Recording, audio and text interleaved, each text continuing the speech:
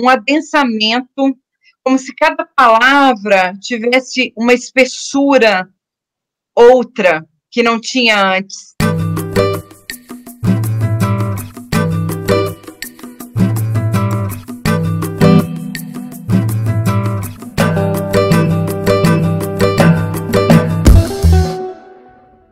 Olá, começa aqui mais um 33 Brasil Lab Review da Universidade de Princeton, que tem curadoria de Marília Librandi, professora, escritora e pesquisadora de literatura e culturas brasileiras. Hoje, Marília Librandi vai conversar com Bianca Dias, também escritora, psicanalista e crítica de arte, autora de Névoa e Assobio, da editora Relicário. Acompanhe. Escrever o luto. Como abrir espaço para escrever a dor mais aguda? Como dizer o indizível da experiência vivida da morte sem sucumbir a ela? Como, nesse momento de pandemia mundial, esse vácuo a ser preenchido por tantas pessoas que se foram, tornou a temática da escrita do luto, dessa vivência, mais premente e mais urgente. A escrita da dor e do luto foi a resposta, o resto, o gesto que Bianca Dias oferta para nós em Névoa e Assobio. Na sua segunda edição, o livro é acompanhado de lindos desenhos, costuras de Júlia Panadés, que compõe um outro modo de escrita, a escrita de linhas que fazem formas visíveis, imagens, e que dialogam com o texto de Bianca.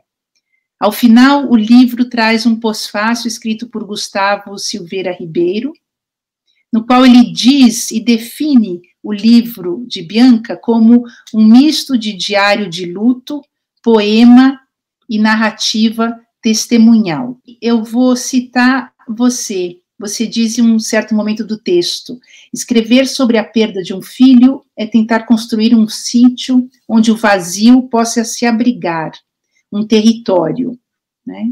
É esse território, essa escrita que a gente tem aqui nas mãos, né? E que traz com muita delicadeza esse processo. E eu vou ler, então, algumas passagens que têm a ver com o luto, a ideia de luto que você fala, né, e com essa autoconsciência dessa escrita, né, pedir para você, então, comentar. Então, vou começar com, justamente, a escrita, né, você diz em um determinado momento, você diz: nesse nada que se faz presente, escrevo para não me perder no excesso vazio do falatório, quando o que se impõe é da ordem do indizível, né? Então, eu acho que essa incorporação a escrita como esse contato, né, com esse nada, ou essa neblina, essa névoa que se faz presente, né, ao traçar as letras, e ao mesmo tempo escrever para não se perder no excesso vazio do falatório, né? Quer dizer, justamente isso que você está dizendo, você cita Lacan em alguns momentos, né, do livro, justamente aquilo que a gente não pode dizer é o que a gente tem de dizer, ou é o não dito que está no dito, que a gente tem que discutir, né? Então, acho que tem essa dimensão de chegar nesse ponto em que a fala, ela é plena, né? E ela é plena na expressão de um vazio terrível, né? Abismático. E você, no seu texto, várias vezes diz que foi justamente esse confronto, né? Essa potência de vida que a gente vai discutir aqui também, né? Que faz com que a gente receba esse livro como esse recado, né, como um recado de vida, né? Então, eu acho que eu vou ler algumas outras passagens para daí a gente passar para você, né? Passar a fala de volta para você. Em carne viva, escrevo para reinventar a vida em mim e pegar nos braços minha falta, Palavra por palavra, vou me aproximando do meu desfiladeiro de emoções. Escrita nascida dentro do meu útero, escrita nascida de meu amor por Caetano. Meu filho, território da miragem que posso tocar com as duas mãos. Essa escrita nascida dentro do meu útero, Bianca, vem imediatamente acompanhada de uma imagem linda, chamada escrita, né? Desse desenho, pintura da Júlia Panadès. Então, se você pudesse falar um pouco dessa colaboração também, né? Surgida com os desenhos da Júlia, quer dizer, vocês duas vão costurando de modo muito belo, né? Essa escrita útero, ou a escrita que gera um texto nascedouro, né? Mesmo que seja a partir de uma experiência tão terrível como a que você viveu, né? Então, conta pra gente um pouco, assim, dá um pouco esse recado para os ouvintes que provavelmente estão nos ouvindo porque passam ou passaram ou estão passando por esse momento de dor, não é? E que talvez encontrem nesse território da escrita algum registro, alguma paisagem. Muito legal isso que você destaca, né, como algo da vida, porque esse nascedouro, curiosamente, a morte também porta essa ambiguidade, né? Tem algo da vida e da morte que se enodam, eu acho, num momento desses, como eu acho que uma sensação de adensamento da própria existência, sabe? Eu senti isso com uma clareza com o meu próprio corpo. E aí você traz a dimensão do corpo, né?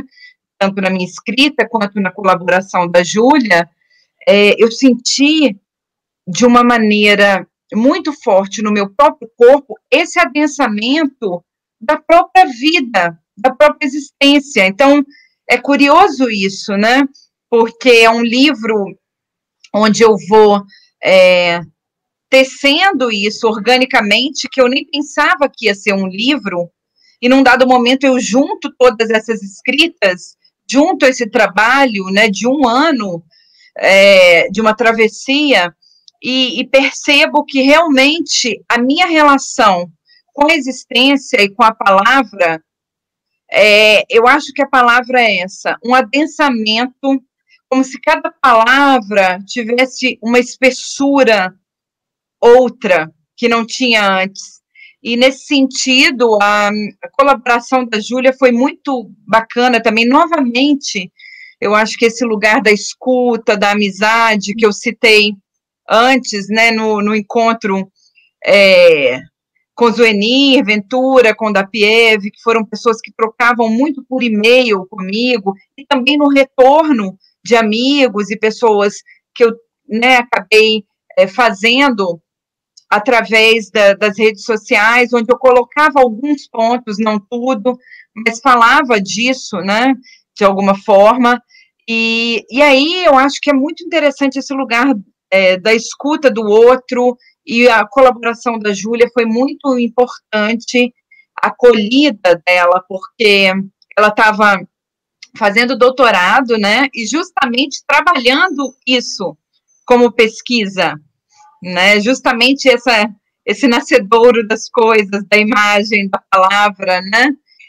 Muito bonito, Bianca, muito bonita a sua fala, e aproveitando, você poderia dizer algumas palavras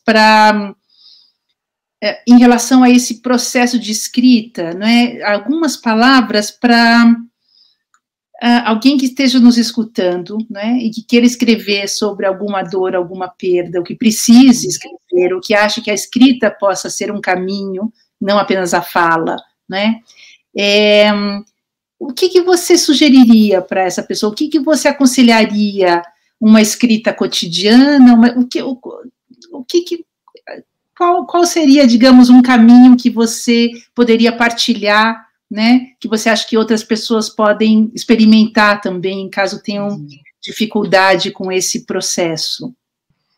Eu acho interessante, eu sempre tive uma relação muito forte com a palavra, e eu acho que isso também é um exercício, né, embora para mim sempre seja isso estivesse dado desde a infância, eu senti nesse momento, Marília, que era a única coisa que eu tinha, era onde eu posso me segurar. Não seria nessa dimensão de identificação com outras mães, ou com qualquer discurso redentor, ou colocar alguma outra coisa no lugar disso, qualquer coisa de ordem material, ou até um outro filho. Tinha ali, para mim, uma delimitação muito clara que algo da minha relação singular com a palavra, que sempre foi muito presente. Eu sempre pensei, o que eu tenho de mais precioso é essa relação com a palavra. Eu preciso escrever sempre, eu preciso ir mediando essa minha relação com o mundo pela palavra. Mas eu acho que isso também é um exercício. Eu acho que a gente precisa exercitar, ou pela fala, ou pela escrita, tomar contato com as coisas que nos acossam, nos interrogam, com nossas dores. Então, eu acho que é um exercício também de se colocar ali, e depurando, né? Porque eu acho que a escrita tem uma coisa que eu disse antes, que é esse descolamento imaginário, ela é um corte também. Ela é um exercício de depuração. Você não fica imerso naquele mar de dor infinito, né? Naquela infinitização imaginária da dor. Você promove cortes, você constrói balizas ali. Eu consigo claramente pegar as coisas que eu escrevi nos primeiros dias e as coisas que eu escrevi nos últimos tempos, né? Um ano e pouco depois, e consigo enxergar uma coisa freudiana ali, que é isso que eu disse, do trabalho do luto, esse trabalho onde a libido vai retornando ao mundo. E eu ia falando dos fatos e das coisas de uma forma completamente diferente. Isso aconteceu quando eu acordei também um dia. Todos os dias eu acordava e abria os olhos e pensava, não é possível, isso aconteceu. Era a primeira coisa, é uma coisa muito forte isso. E eu me lembro um dia que eu acordei e já era um pouco mais tarde, eu disse, nossa, não foi a primeira coisa que eu me lembrei quando eu abri os olhos. Então, eu percebi que ali algo dessa libido retornava de alguma forma para o mundo, para outros objetos, e que eu podia também falar e escrever sobre outras coisas e falar de outras coisas, mas teve um processo. Eu precisei falar muito disso, né? Então, eu precisei escrever muito sobre isso. Então, vamos falar, né, desse título, Névoa e Assobio, né? E na página 69, a gente lê, né, o seguinte: havia uma cena que antecedia o ônibus das 6h30. Era frio, descoberto, névoa branca, de onde não se avistava 6 metros adiante, e do morro descia sempre um homem assobiando uma canção indecifrável. E aí vem um texto em letras maiúsculas: tive um filho que foi névoa e assobio. Antes de pedir para você comentar para a gente essa linda passagem do teu livro, né, eu queria comentar um pouco, né, essa ideia da névoa, né, onde não se avista muitas coisas, porque ela me lembra, Bianca, uma imagem, né, que me acompanhou muito. Quando eu era criança, aos 7, 8 anos, eu assisti um filme Amarcord, de Federico Fellini. E aí, nesse filme, tem uma cena, né, em que o avô do menino, ele sai na rua para fazer uma caminhada, e é de madrugada, está amanhecendo, e de repente uma névoa cobre tudo, ele não consegue enxergar nada.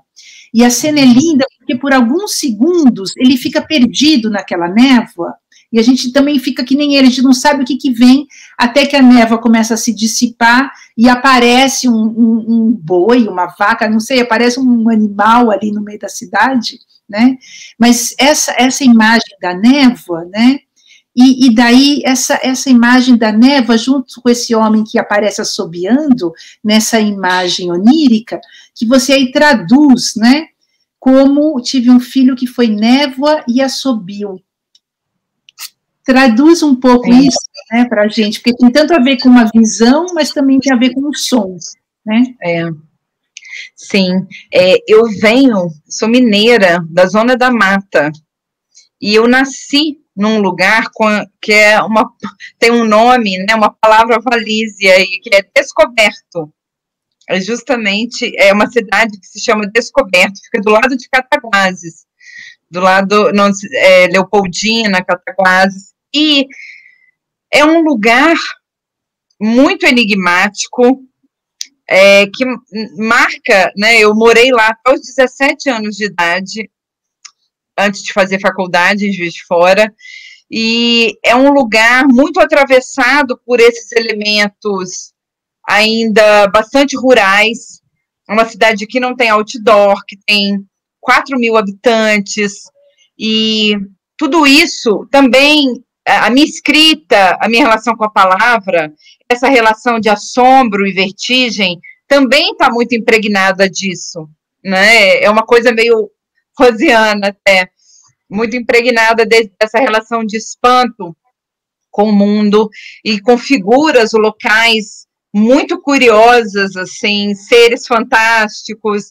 fenômenos da natureza, né, indecifráveis, e isso marca o meu corpo, a minha vida, e marca essa espécie de assombro e também alumbramento, porque tem uma fascinação também, né, com isso, é ambíguo.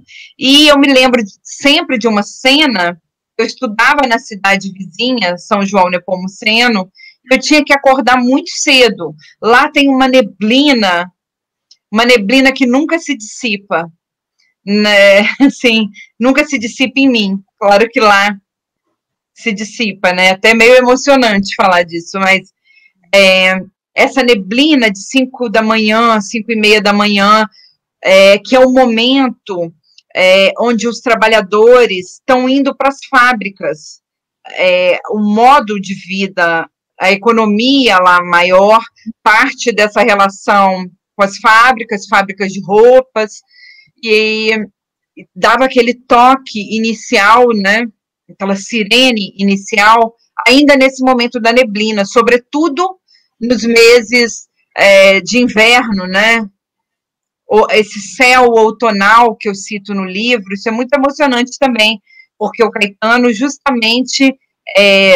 falece em maio, e esse céu outonal, assim, rosa, cobre, era o momento onde começava essa neblina, né, essa coisa da madrugada, onde amanhã não se anunciava ainda, e eu ia pegar o ônibus para a cidade vizinha, que fica 15 minutos, e eu era uma adolescente, e eu tinha uma sensação que era um misto de fascínio. Eu acho que essas palavras, que são irmãs, embora não pareça,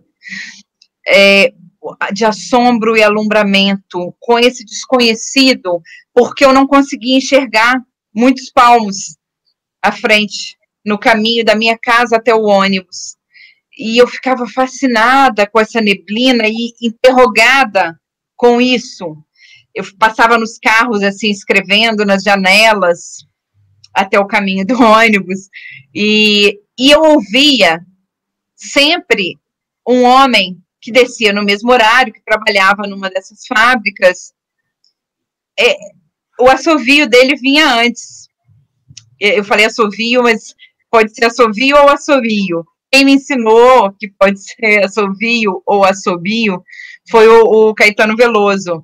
Quando ele pegou o livro, a gente se encontrou, e ele disse, assobio ou assovio? Aí Moreno estava junto, e Moreno perguntou, e o Caetano falou, pode ser as duas formas. Às vezes eu falo, eu acho que lá em Minas, lá em Descoberto, eu assovio, e no título do livro está assobio. E aí, essa figura desse homem enigmático, que nunca dava tempo de eu ver quem era, porque eu virava já a esquina e ele é um morro enorme, a relação de Minas com o morro, né, também, esse recado do morro, era como um recado do morro também, né, que vinha, ele vinha e o som, como esse enigma que invadia o meu corpo, chegava, mas o ônibus tinha horário, e o meu horário coincidia exatamente com o horário dele, e coincidia exatamente com o horário que ele não chegava perto. Eu virava a esquina e continuava o meu trajeto, senão eu ia perder o ônibus das 6 da manhã, né? Uhum. E isso marcou a minha vida como uma coisa estranha, enigmática, inassimilável também, né? Então, eu acho que por isso eu me lembrei disso, né? A gente nunca sabe o que vai acontecer na vida. Eu acho que ali isso se delimitou para mim, e eu não tinha elementos ainda como criança para dizer disso. Então isso só me angustiava, ou me fascinava, ou eu ficava siderada naquela cena. E quando eu fui, olha só como é o inconsciente, né? As lembranças encobridoras, né? Isso para a gente pensar no Freud. Eu só me lembrei disso, Marília, quando eu estava escrevendo. Essa cena retornou para mim. Sim. Como uma cena que dizia dessa relação com a existência, essa coisa espantosa de você não saber ao certo o que está vindo na sua direção. É uma invocação, né? Assim, é uma pulsão invocante, para a gente pensar no local. É uma voz, é um ruído, um som, ou uma neblina, como eu disse, que nunca se dissipa em mim, né? Certamente ela se dissipa lá, depois vem o verão, vem outras estações, mas essa neblina nunca se dissipou em mim, né? Que imagem muito forte, né? Porque é justamente esse som que chega antes da visão, né? E permeado por essa névoa, né? Muito, muito tocante esse relato. E você falando em Caetano, Veloso, em Moreno, quer dizer, e aí a música, né? Essa dimensão da escuta sonora, né? Que a gente sabe também que é a nossa, enfim, é a função mais forte, né? Dessa vivência do feto no útero, né? Essa escuta da voz materna, dos ruídos do corpo, né? E você fala disso também, né? Desse momento de escuta e de toque, né? Essa cena com o seu filho. Então, né? Eu queria ler esse haikai lindo, né? Que o Maurício, seu companheiro, escreve e você cita, né? No qual ele diz: uma vida inteira em 5 dias.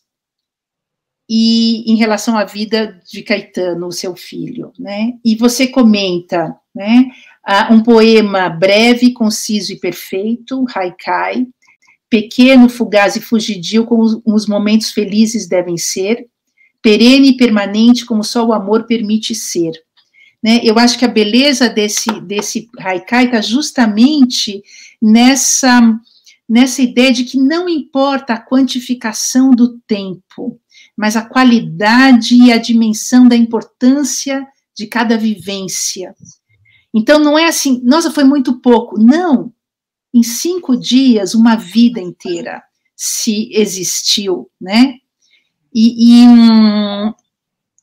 Então, eu acho que essa ideia de que a gente acha que se vive muito, não necessariamente a quantidade de anos significa essa vida em intensidade, né? Então, eu acho muito bonito também isso como um recado, né, de uma experiência que vem do fim da vida, né, mas que nos ensina justamente a importância dessa dimensão do fugidio, do mínimo que contém o máximo, né? Você comenta isso em alguns momentos do seu texto. Então, se você pudesse falar algumas palavras sobre isso, e aí depois eu vou citar o teu haikai final do livro. É muito bonito isso que você falou, de uma vida se historicizar ali, né? De conter toda uma vida, né? Realmente é lindo isso, e acho que Maurício pôde lidar com isso a partir desse lugar, né, de que havia uma história ali, uma história completa, né, de tomar isso como uma experiência mesmo, não como uma perda pura. Eu acho isso importante, as coisas que nos atravessam, né, por mais difíceis que possa parecer, e assim, você começa falando antes, né, do luto, da escrita de um luto, e de como é importante falar disso também nesse momento, né, Marília, porque é um momento da gente também elaborar e escrever, é um momento de travessia, um momento muito difícil, mas é um momento onde essa singularidade de cada história, então, nesse sentido, eu acho que essa história, esse livro, eles portam essa singularidade, como essa singularidade ela pode tocar o outro, justamente para que o outro coloque algo de seu no mundo. Ninguém sabe quanto vale uma vida, como essa vida poderia ser escrita, como essa vida poderia contribuir e colaborar nessa ressonância do solo comum. Então, esse número, né, ele não diz a dor das pessoas, 500 mil mortos, ou 600 mil, ou 1 milhão. Ele não pode localizar essa escrita de uma vida, essa biografia no sentido mais profundo, né? Então, é uma história, como tantas outras no Brasil, tantos lutos não contados, não narrados, né? A gente está falando de mães e filhos, mas a gente pode pensar nas mães que perderam seus filhos nas ditaduras, as mães e pais que perdem seus filhos no Jacarezinho e nas outras comunidades periféricas no Brasil cotidianamente, na situação no Amazonas, na Amazônia, quer dizer, no país inteiro, né? Então, eu acho que esse sentido da nossa conversa tem também esse sentido de uma escuta, de uma escrita coletiva, né? Uma coisa muito bonita, Marília, que eu fiquei lembrando aqui agora, o Didi Uberman, quando ele veio ao Brasil fazer o seminário no mar, eu estava lá e escutei ele dizer uma coisa muito bonita, que tem a ver com isso que a gente está dizendo, e com o que eu acredito, com o que eu acho que tem relação com essa escrita, né, do eu ao outro. Ele disse sobre as mães de maio, e ele fala, o que as mães de maio, ele defende essa dimensão biográfica no sentido mais agudo, né, quer dizer, o que as mães de maio desejavam, cada uma saber notícias de seu filho. É tão bonito isso, cada uma saber notícia de seu filho, e é isso que cria uma revolução, isso cria um movimento, isso marca a história, isso engendra esse solo comum que eu disse. Eu fiquei tão emocionada quando ele localiza isso, né? Então não começa com uma grande revolução, a revolução com R maiúsculo. Tem uma posição dialética dele aí de pensar, então, esse jogo, né, entre a singularidade, a biografia e a história. Eu acho muito bonito isso. Estava pensando na dificuldade de tantas famílias que não puderam enterrar, não puderam estar junto, né, na despedida dos corpos dos seus familiares com Covid, né, nem mesmo enterro com amigos, né, para estarem ali juntos, quer dizer, fazer esse procedimento, esse ritual, né, e ao mesmo tempo o descaso, por exemplo, logo no início da pandemia com os idosos, né, como falas que foram ditas aí, não é, a respeito, mas se você é jovem e forte, né, são os velhos que estão morrendo, quer dizer, esse tipo de minimização, né, que a gente está falando dessa política de minimização da vida, né, de descaso do cuidado, né, e esse trauma coletivo que a gente está vivendo. Então, realmente, a gente vai ter que achar caminhos para essa escrita, né, para essa escuta, seja que forma for, desenho, texto, fala, né.